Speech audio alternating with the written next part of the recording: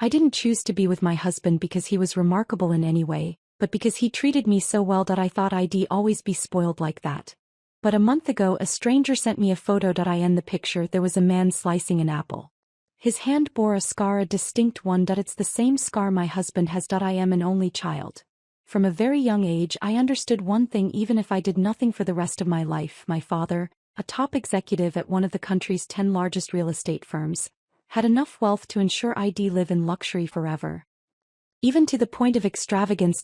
In college, I couldn't understand why people worked themselves to the bone for a scholarship. A few $1,000s that wouldn't even buy a single shoe from the pairs my mom casually picked up for me on her weekend shopping trips. Later, when I started working, I didn't get why people stayed in jobs that made them miserable. What could possibly be more important than your own happiness? I met my husband during an internship at a psychology summit. He was the head of business partnerships for the event, and I was there as a representative from my company. That day I happened to ride the elevator with one of the most renowned psychologists in the country, Dr. Smith. As soon as he stepped in, the others in the elevator rushed to greet him, vying for his attention and contact information. Everyone but me. I stood quietly, hands at my sides, indifferent to the scene. After the summit, a man walked up to me. For a moment there, I thought you weren't part of this industry, he said. I looked up at him. He was wearing a perfectly tailored suit, smiling down at me. When he smiled, his lower eyelids pulled up and his eyes curved into crescents. He looked genuinely happy. I am sorry. What do you mean? I asked. In the elevator earlier when Dr. Smith came in. You didn't seem excited at all. Should I have been? If I wanted to meet Dr. Smith, all it would take was one phone call from my father. Lunch with him could be arranged in a heartbeat. Why would I need to squeeze my way through a crowd? The man handed me his business card. William Dean, business director. Then he asked for my contact information. And then he pursued me.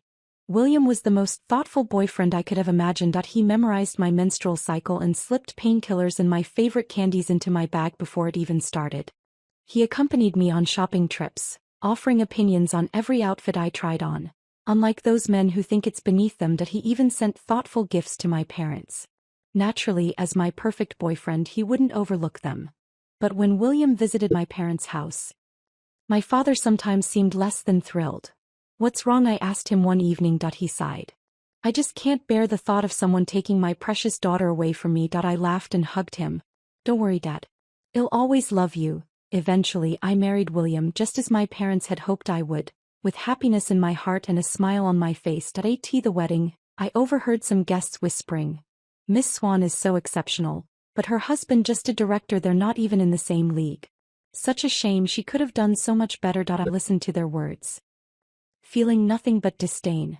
Sure, William didn't have as much money as I did, but we had love.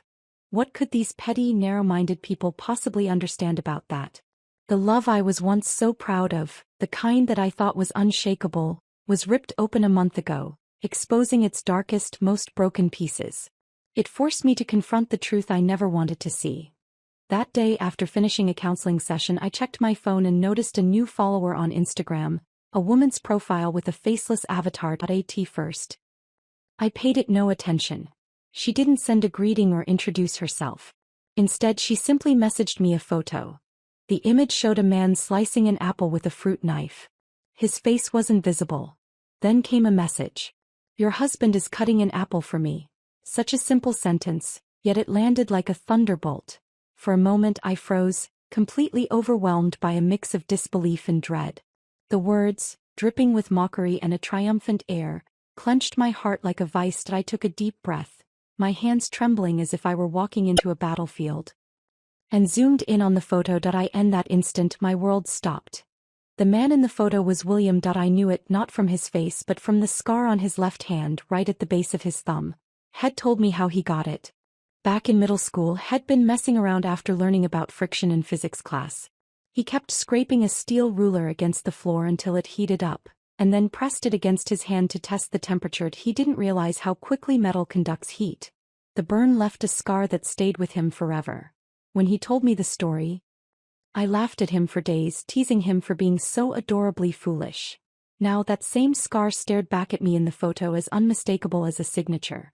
The woman's profile had no posts, no bio, just the back of a figure in a white dress as her avatar. I hesitated, then typed a single message, "Who are you?" I waited, but there was no response. I screenshotted the conversation and closed my phone, my fingers shaking. The pride instilled in me since childhood wouldn't allow me to send another message.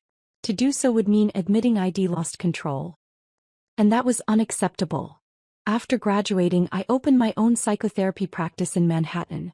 My dad funded it, but even now business isn't great. Still, my life is perfect that I have incredible parents. I have William, who loves me deeply. William, who always reassures me that success takes time and who never lets me feel like a failure. He's so kind and supportive. How could someone like him ever betray me? It's just a photo. That doesn't prove anything. But I'm terrified. Since we got married, I've realized William and I don't share the same type. He's drawn to intelligent, sophisticated women, blonde, curvy, confident. And me? I'm just a woman who followed the career path my father planned for me after college. I don't have strong opinions or grand ambitions. I'm clingy, I have a bit of a spoiled temper, and am not exactly well endowed. The thought pounds at my temples, sharp and relentless, that I don't want to ask. I don't want to know. I don't want to face it. As long as William keeps treating me well, everything else is just an obstacle to our love, something we can ignore, move past, pretend doesn't exist. Just then, William texted me. A client gave me 2 tickets to a show tonight, Stendhal's The Red and the Black. I know you love it. I'll pick you up after work. He attached the poster for the show. See, William remembers the things I love. William doesn't even like musicals. But every time he goes out of his way to join me to make me happy. Isn't that proof enough that he loves me? Looking at his message, I decided to trust him. Okay, love, I replied. Unlike usual, when William would drive into the basement parking lot to wait for me this time, I went downstairs early. I couldn't wait to throw myself into his arms, to tell him how much I loved him. I could already imagine him cupping my face, smiling as he said, "You're adorable." Standing by the curb outside my office, I waited. William arrived right on time. I got into the car, buckled my seatbelt, and greeted him warmly. Hi, love. As always, I instinctively reached for William's phone, already connected to CarPlay, to help him navigate. The theater was at Culture Square, quite far from my office. During Manhattan's evening rush hour, even the most experienced driver needed navigation to avoid the gridlock. I opened his phone and pulled up the navigation app to search for the destination. We had just been to Culture Square last month, so I skipped the search bar and went straight to the recent destinations. But it wasn't there. Confused, I clicked on More History. And that's when I saw it. Recently, William had been to New York University and a nearby hotel. Suddenly, it felt like the air had been sucked out of the sea air. No. This couldn't be. William would never do that to me. I tried to calm myself down. William is a business director. He probably went there to meet with suppliers. Maybe the hotel was just a quiet place for meetings. But my hands betrayed me. They were trembling as I clutched his phone, unable to let it go. I sat there, silent, staring at the screen for what felt like an eternity. Next to me, William turned his head slightly, sensing something was wrong. He panicked. His eyes darted nervously, glancing between me and the road. His hands gripped the steering wheel tightly, his scarred left hand fidgeting as he rubbed the leathered AT. That moment, the impossible began to feel disturbingly possible. The car was quiet. I said nothing the entire ride, my mind consumed by the memories of us. I thought about the times I couldn't understand why he didn't quit a job that made him so unhappy. Back then, he'd look at me with that tired, weary face and say, "Maria, I love your smile the most. You're always so carefree, like nothing in the world can trouble you." At the time, I believed he genuinely loved me. His words filled me with satisfaction. But now, as I replayed those moments, I began to see them differently. It wasn't love he was expressing. It was envy. Pain is everywhere in the world, but for the longest time I didn't see it. My parents shielded me from all of it, allowing me to grow up in their carefully crafted bubble of freedom and comfort. Later, I began to see the pain of others, but I got used to ignoring it. And now, today, my marriage and my once unshakable belief in love have begun to crack. I could choose to smile as I always have, pretending nothing was wrong. Or I could choose otherwise. William could sense my unease. He glanced at me several times during the drive, even slamming on the brakes twice in his distraction. But I had already made my decision. Turning to face him, I gave him a small, gentle smile and said in the sweetest tone I could muster, "Keep your eyes on the road." That evening, I sent a message to the woman's Instagram account. "Let's meet." It took her a while to reply. "Sure, at your office." She even knew where I worked while I didn't even know if she was a man or a woman. Alright. Monday. 4 p.m. My schedule was packed that day, but 4 p.m. was the only time I was free. She didn't respond after that.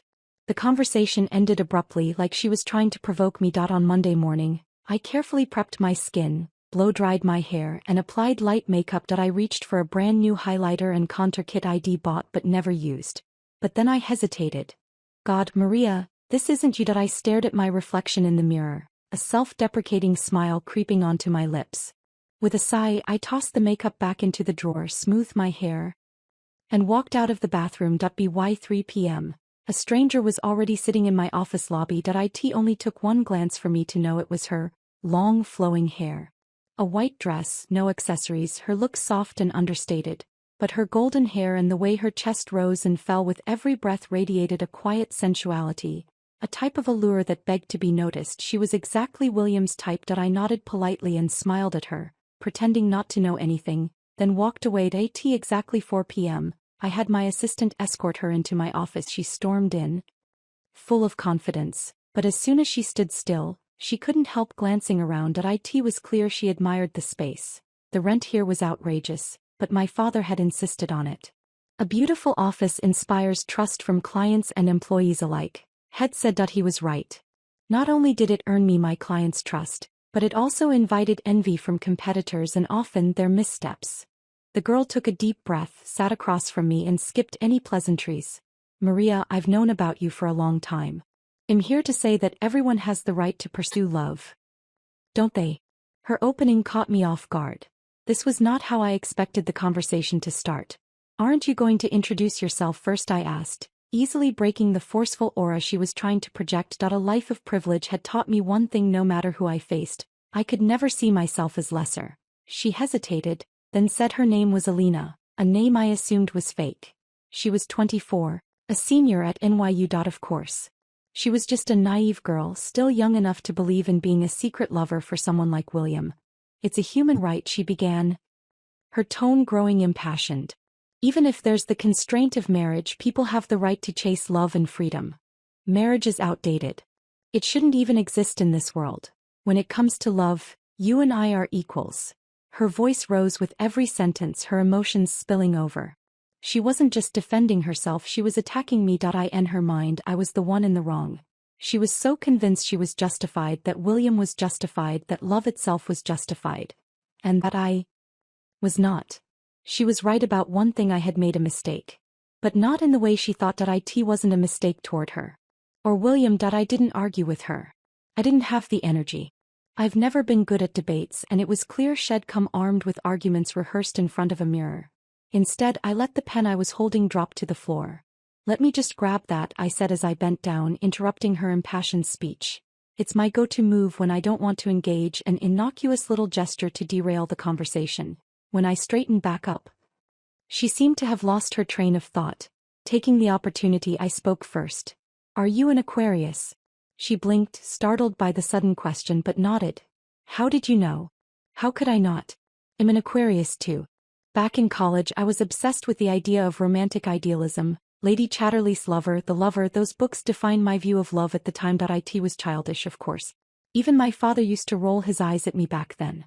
Thankfully, William taught me reality. Just a guess.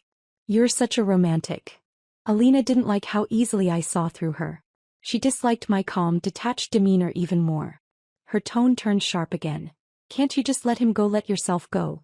Stop dragging this out and making everyone miserable. And then she started crying. Tears welled up in her eyes, spilling over slowly as her chest heaved with emotion. Her young face, streaked with glistening tears, was a picture of raw vulnerability, radiating pain and self-righteous indignation. The way her body shook with each sob. The way she looked so fragile, so wronged. She was the kind of woman any man would want to protect. I reached for a tissue, ready to hand it to her. But before I could, her next words stopped me cold, my hand frozen midair. You two don't even have a sex life anymore. A sexless marriage is doomed to fail. Did William tell you that? He's been suffocating in your marriage for too long. Suffocating? Last week, William and I had just celebrated our 1-year wedding anniversary in Miami. That night, he leaned in close and whispered, "Baby, How about we try some Viagra? Let's make this anniversary extra special. William was always looking for ways to keep the spark alive, but this suggestion had me laughing out loud. I playfully poked him in the chest. That's weird. He laughed it off but didn't let it stop him. And yet that night we went 3 rounds. At least 10 different positions. I could still feel the pressure of the beige love seat pressed against my knees by the floor-to-ceiling windows. The glow of Miami's skyline sparkled in the background as William moved behind me, relentless, fierce, more intense even than our first night together. I glanced at Alina, her chest still heaving from her earlier tears, and a wave of nausea hit me. That night in Miami, was he picturing her? Was that why he preferred positions where he didn't have to see my face so he could imagine hers instead? What do you even like about him? Alina flushed, her head lowering. She told me she'd met William at a music festival. It had been one of those humid summer evenings where everyone was lost in the pulse of the music, drinks in hand, bodies moving to the beat.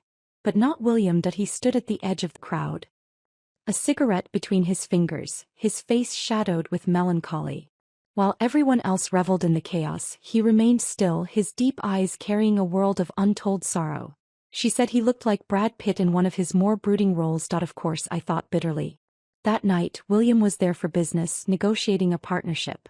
She described how 6 different men had approached her that evening, asking for her number, but only William had told her to get back to her dorm early. Had said, "A beautiful girl like you needs a night. Let me be your night tonight." A woman like Alina, hopelessly romantic, had fallen for him the moment she saw him. She thought it was the kind of spark that ignites true love, a flame that never dims, never dies. William had offered to drive her back to campus, opening the car door for her, buckling her seatbelt, and waiting until she was safely inside her dorm building before leaving. That was the night Alina decided she loved him. She continued, recounting the little things. How William would bring her cinnamon rolls and painkillers during her period. How he always positioned himself protectively behind her whenever they went out. Each detail she shared was like an echo of my own life with William. I should have felt anger, betrayal, even despair. But all I felt was irony. Alina believed she had stumbled upon some grand, romantic destiny. But William's tenderness wasn't unique, it was a script. How pitiful. And yet, wasn't I just as foolish? I once believed those same gestures, his attentiveness, his warmth, were proof of love. Now they felt hollow, as if I'd mistaken a series of well-rehearsed lines for the real thing. The real joke wasn't on Alina. It was on me. Did you notice the wedding ring on his finger? I asked this directly, but my tone wasn't accusatory. It was curious that if William had deliberately taken off his ring, then Alina was just a pitiful victim of his deception. But Alina hesitated. Her eyes darted away, unable to meet mine. He told me your marriage is just an empty shell, she said after a pause. He promised he'd divorce you. Oh. Not pitiful. Just foolish. Foolish like me. Ignoring all the warning signs that had been there all along. Did he ever tell you when he'd divorce me? I asked calmly. Alina's voice grew fervent.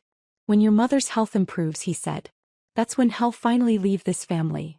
My mother's health. The same mother who's currently enjoying a luxurious vacation on a tropical island. I stared at her, my confusion apparent. Sensing this, Alina quickly added, Maria, I'm begging you. Let William go. I can live without everything else, but I can't lose this love. I looked at her tear-streaked face. My expression unreadable. Did you tell William you were coming to see me? She hesitated again but ultimately shook her head. No, I leaned back, my voice steady. All right. Promise me 3 things. Do them, and if you still love him the way you say you do, I'll leave. On one condition, everything stays confidential. Her eyes lit up instantly, but she didn't agree right away. Instead, she raised a skeptical eyebrow. What if you ask me to do something insane? Am I supposed to go along with it, even if it's murder? I smiled faintly. Don't worry. Nothing illegal. Nothing immoral. If you don't want to do it, you can refuse at any time. Fine. But you'd better keep your word. And just like that, we struck a deal. Alina left with her head held high, her chest puffed with self-assured pride. A few days later, I scheduled a full health checkup for my mom.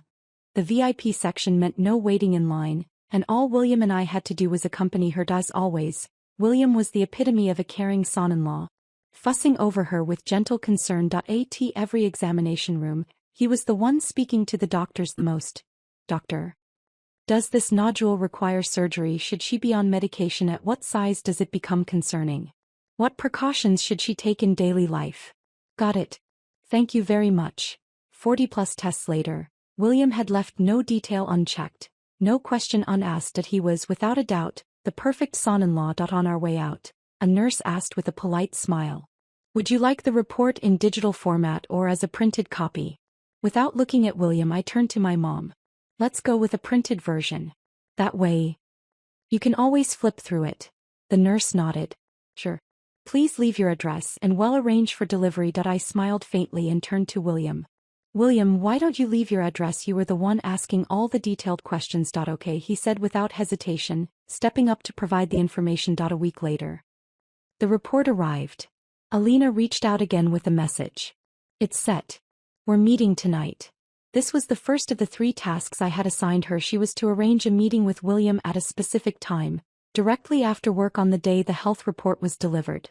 William wouldn't risk staying out overnight. I knew that.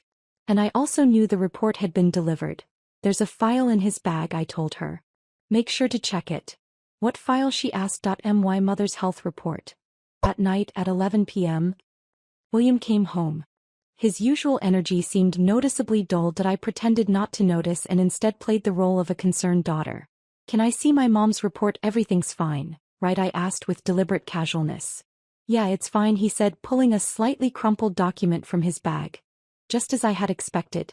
Taking the report to the study, I opened my laptop and started Googling the medical terms I didn't understand. At the same time, I messaged Alina. "Did you look at the report?" She must have been awake, because her reply came almost instantly. He said, "Your mom's illness is indirectly recurring." "And you believed him?" Her reply came much slower this time. After a long pause, just 2 words appeared. "I did." Of course she did. Before Alina came into the picture, I believed every word William said too. Alina visited my office again. This time I placed a clear folder in front of her. Inside were altered lab results and a pregnancy test. Her reaction was immediate. She didn't even look closely before her emotions spilled over. Her voice rising. "You're pregnant." I remained calm. "Oh, you are." The second task was to have Alina tell William she was pregnant. At first she hesitated. The Alina from before, the one who had so passionately argued that everyone has the right to pursue love, would have seized this opportunity without a second thought. She would have already been imagining the scene where William divorced me to marry her. But now she wasn't so confident. Still, I could see the temptation in her eyes. She desperately wanted to know how much William truly cared for her. This answer meant everything to her. I didn't push her. Instead, I quietly poured her a cup of coffee. It was a new blend I'd bought last month. Dark roasted beans, far too bitter for most. When I returned to the meeting room with a white bone china cup in hand, Alina was still frozen in her seat, staring at the lab report on the table. I placed the coffee in front of her, and she finally looked up at me. For a moment she seemed at a loss for words. "Try it," I said. "It's a new roast I picked up. Dark roast. You won't find this in most places." She lifted the cup hesitantly, took a small sip and immediately winced. "It's so bitter." "It is," I said with a faint smile. "But it's addictive." Alina agreed to the plan. As she left, I handed her a gift box of baby bottles. "This is a complimentary gift from the maternity hospital for first-time visitors. You should take it," I said casually. She didn't question it. She took the box with her. Inside, nestled among the baby bottles, was a discreet listening device. 2 days later, William was scheduled to work late. I sat at my desk with headphones on, listening as the events unfolded. The first sounds that came through were unmistakable, the intimate noises of kissing, heavy breathing, and murmured phrases dripping with desire. "Your chest is so soft. You feel amazing." Then suddenly Alina interrupted. "William, stop. I have something to tell you." William's voice was thick with confusion and irritation at being stopped. "I am pregnant." "What?" "Look, here is the pregnancy test. I'm pregnant. Let's have this baby, William. Once you divorce her, we can get married." For a moment, there was only silence on the other end. Then William's voice came, cautious and uncertain. "Are you sure? Maybe you should double-check." I smiled bitterly. Even in the face of such a dramatic revelation, William's first instinct was doubt. Alina must have felt it too. There was a long pause before she replied, her voice higher and more strained. You think I'm lying to you, Paulina. I just think maybe the test isn't accurate. It is accurate. I even went to the hospital to confirm it. They found the heartbeat. The sound of rustling papers followed. Likely her handing over the fake medical results ID given her. Sweetheart, let's get married, she urged, her voice filled with desperate hope. But William didn't answer. I glanced at the clock in the corner of my screen. 2 full minutes passed without a word from him. Finally, Alina broke the silence. Do you even want this baby? Are you planning to divorce her or not? William, sensing the rising anger in her voice, immediately tried to soothe her. Alina. You're so young.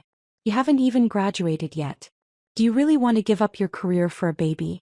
He didn't wait for her response. Instead, he ended the conversation abruptly. Let me think about it. I'll get back to you.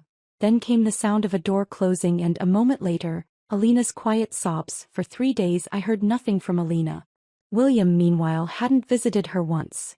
But his behavior at home changed. He was smoking again, something had nearly quit for my sake, and far more often than usual. Every night.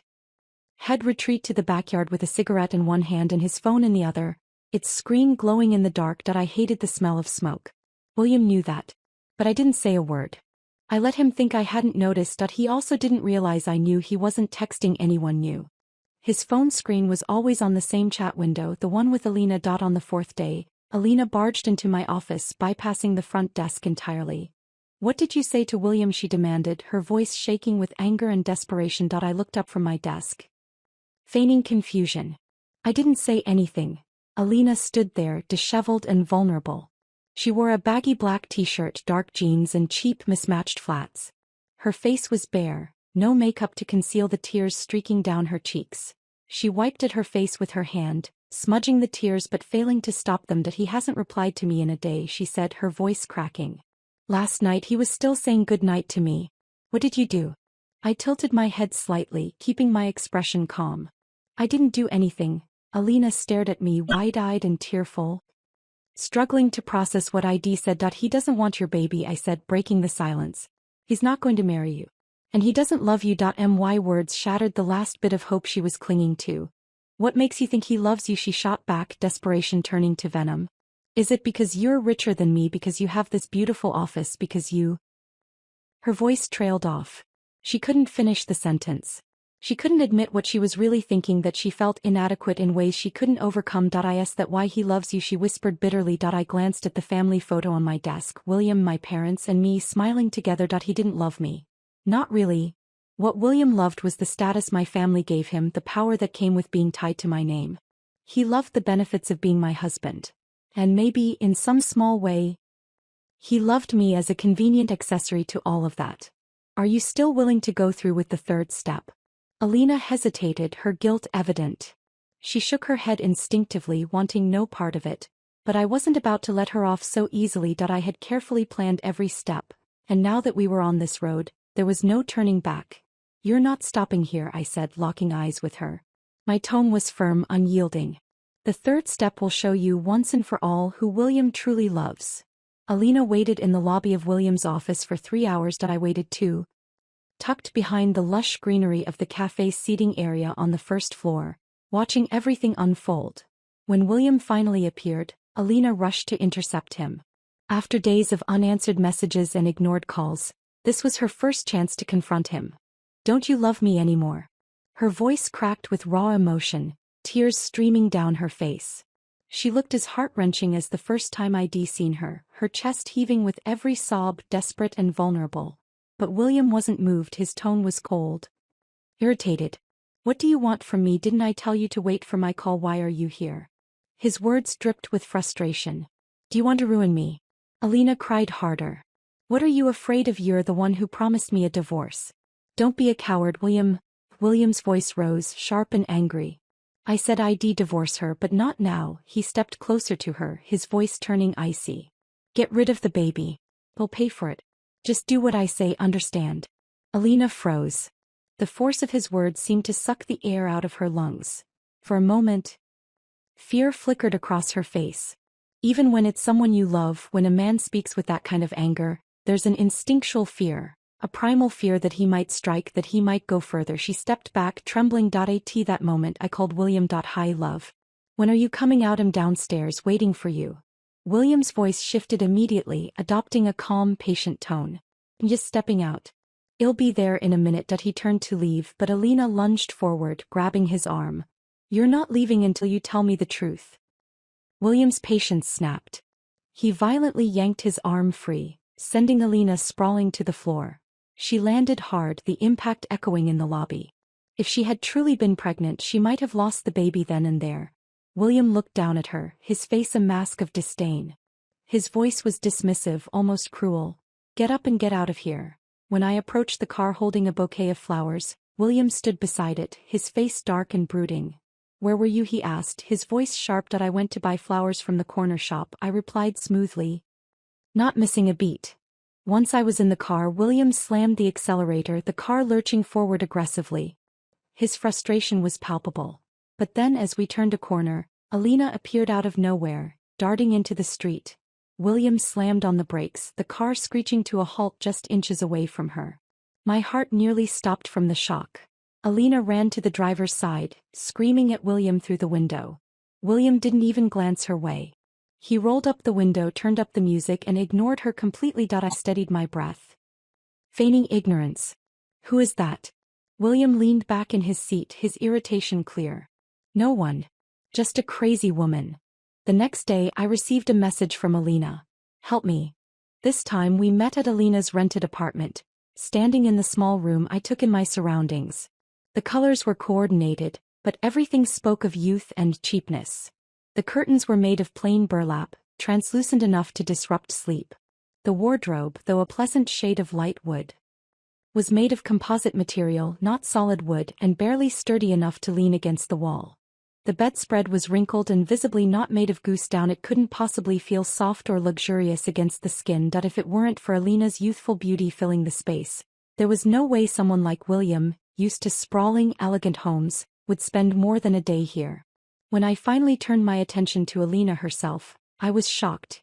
Her arms were covered in visible bruises and a bump marred her smooth forehead. He came over last night, she said weakly, her voice tinged with desperation. I thought he was here to reconcile, she continued, tears welling up, but he came only to argue. He said I shouldn't have gone to see you and brought up the abortion again. Did he hit you? I asked, glancing at the marks on her skin. Alina's expression darkened. She hesitated, then shook her head before nodding slightly. Finally she lowered her gaze. He might have just pushed me by accident. Did you tell him what I asked you to? Yes.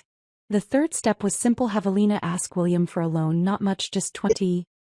That the story was pre-written. She needed the money not just for the abortion but also to help cover her parents' medical expenses after a fabricated accident. I handed Alina the fake medical reports and payment records in advance. Last night she showed them to William. At first he had raged at her, but eventually he calmed down.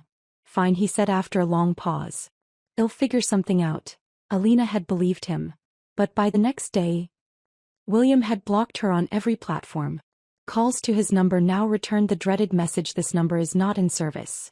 Maybe I asked for too much, Alina ventured timidly, still holding on to some faint hope. I pulled out my phone and brought up William's financial records.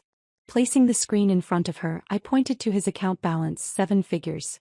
William isn't short on money, I said flatly. Alina stared at the numbers for a long time. Then she collapsed onto the sofa, sobbing uncontrollably, her cries filling the small, cramped apartment. July arrived, marking 2 significant events: Alina's upcoming graduation and my father's birthday. My father, never one for ostentation, had agreed to a small, intimate celebration, thanks to my careful planning. That morning I sent Alina the time and location of the dinner. She replied with a single word, "I'll be there." William was in high spirits at the dinner, tirelessly toasting my father and delivering a fresh compliment with each drink. I watched him with a serene smile, waiting patiently for the moment I'd arranged. At exactly 8 p.m., Alina entered the restaurant. Striding directly to our table, 3 pairs of eyes froze on her. William's face turned ashen the moment he saw her. My father, noticing William's reaction, glanced at me. Seeing my calm demeanor as I continued sipping my wine, he quickly pieced everything together. He gave a subtle signal to my mother. who immediately masked her shock and confusion, her expression becoming composed. William tried to take control of the situation. "Who are you, miss? You must be mistaken," he said, his voice rising in fake alarm. Alina wasn't having it. "William, stop pretending. How can you not even tell the truth in front of your wife? You're a coward." "What nonsense are you talking about?" William snapped, his voice tinged with panic. "I don't know you." Then, in a moment of desperation, he shoved Alina forcefully, trying to push her away. Alina shoved William away, glaring at him with unbridled fury. "My dad had an accident and needs surgery. Add in the abortion costs, compensation for emotional damage and living expenses. I want 100,000. If you give me the money, I'll never bother you again." William looked at her as if she'd just told a bad joke. He kept up his act, feigning ignorance. "Are you insane? I don't even know you." But Alina had come prepared. She pulled the pregnancy report from her bag and slapped it down on the table. The force nearly knocked over the wine glass in front of me. Clearly, she was fully in character now. She turned to me, her voice steady. "Your husband cheated on you. Hey, race the proof." Then she rounded on William, her tone sharp and unrelenting. "If you don't pay up, I'll hand this report directly to her." William lost it. His veneer of calm shattered, and in a fit of rage he grabbed a glass of water and hurled it toward Alina's head. "William, stop." My father's voice cut through the chaos. William might ignore me, but my father was a different story. He froze mid-action, his face pale as he glanced nervously at my father. "Did I ask what this young lady says true?" my father asked, his tone even but heavy with authority. William shook his head frantically. "No, Mr. White, it's not true. She's lying, just a scammer trying to extort me." My father stared at him for a long moment, his silence suffocating. Then he spoke again, his words deliberate. "Did I ask it true? Don't make me ask you a third time." William stammered, his voice quivering with desperation. Then, in a moment of complete collapse, he dropped to his knees. "I am sorry. I made a mistake. Baby, I swear it was just a moment of weakness. I'm a fool, an idiot. Please, Maria, forgive me. I'll never do it again." He crawled toward me, clutching at my legs like a drowning man. I looked down at him, the man I'd once loved, now groveling at my feet. What had I ever seen in him? Calmly, I set my wine glass down and said, "Let's get a divorce." William scrambled closer, his hands gripping my legs tighter. "Oh, Maria, please. I love you. I can't live without you. Who will take care of you if I'm gone?" I couldn't help but laugh at the absurdity of it all. "William, I'm not asking for your opinion. I'm telling you that I stood to leave." But William clung to me, his grip tightening. My father walked over and, with a single decisive kick, sent William sprawling. "Get lost." My father spat. "Do you think I don't know what you're after? You think staying married will give you access to my company after I'm gone?" William, still sprawled on the floor, looked up in shock, trying to decipher my father's words. "You must think we're fools," my father continued, his voice cold. "But my estate is already in a trust. Only my daughter and her children will ever inherit it." William sat there, stunned, his face drained of color. Without another word, we walked out at the door of the restaurant. Alina turned to me. "Your father is amazing." I smiled faintly. "He is." Leveraging my father's influence, William agreed to a divorce without a fight. Alina graduated soon after. I sent her a message. "I've mailed you a check." She replied almost immediately. "Why?" "That 100,000 you asked for." "Take it." "I can't. It's not mine to take." "Take it anyway. You deserve it. I hope you find a better life." 2 months later, William showed up at my office. It was the middle of my period, and he came bearing an assortment of my favorite desserts. Standing there, he looked pitiful, calling my name softly. "Maria." I didn't even flinch. Instead, I called security and had him escorted out. Over the next year, my practice flourished, doubling its revenue. More importantly, I found new purpose and stability in my life. I knew deep down that things would only get better from here.